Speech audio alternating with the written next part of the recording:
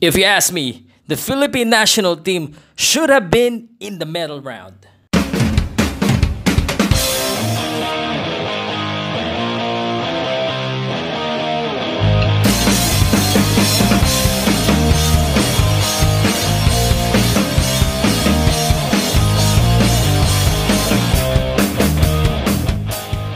What is up, everyone? It's Pal Salute once again, and this is your podcast. And today I just wanted to talk about the Philippine national team right now in Indonesia. The Philippine national team that we have there isn't the best, and that's the fact. But we can all argue about that one game that changed the course of this tournament. That game was the game against China. Now, despite of lack of preparation, lack of practice, despite all of that factors, the Philippines would have been in the medal round if only we would have won that game against China. The game against China was winnable. I mean, I'm not blaming anyone, but if we won that game, we would have played against other teams and maybe played Korea in the latter round.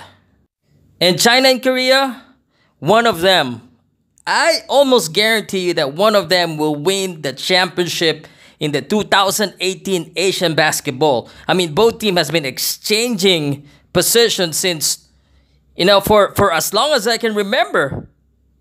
That means that we actually play with a championship team already. If I'm right, I think China has at least 7 championship, and Korea has 4, and the Philippines has about 3 or 4. And that was when Asian Games was first played. I mean, that was a long time ago. The last person that I know personally that remembered those days was my grandfather. My uncle remembered the Chinese and the Korean, and he's having nightmare whenever I mention those countries in Asian basketball. The generation of basketball fans today, however, they don't know that we were, at one point, the top dog or the alpha dog in Asian basketball. Come to think of it, it's really sad that once we were the best teams, and look at we now. I mean, we still have a good basketball team, but we're no longer the best team in Asia, but we still get the best fans out there. You agree? Anyway, again, I'm here to talk about that game that changes the course of the tournament. Again, if we would have won against China, we would have maybe met with Indonesia or Syria first, and now we're meeting them in the classification round, and we're only hoping for the best finish in maybe 2 Asian games where, we finished 7th. 7. Come to think of it. Anyway, what's done is done. And for me personally, I don't think that the other teams are getting better. Of course, they are getting better. But, I think our competition is not China. It's not Korea. Because we could have built a better team. But we failed to do that. It's the same story all across the board, probably in other sports, that we're not sending the best of the best. But then again, what can we do? Anyway, I have nothing against Syria, but I think it's almost guaranteed that we're gonna win the fifth place in the Asian Games. We could have won that at least the 3rd place, or we could have been the 4th place. That's China, Korea, Iran, and Taiwan. Those are the top 4 finishers.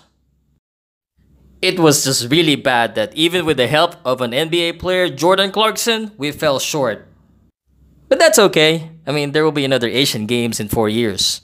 And if you're listening or watching this, I'm sure you're still young in a way, and you'll still be able to catch the next Asian Games. And hopefully, crossing my finger right here, hopefully that time we will be able to prepare better.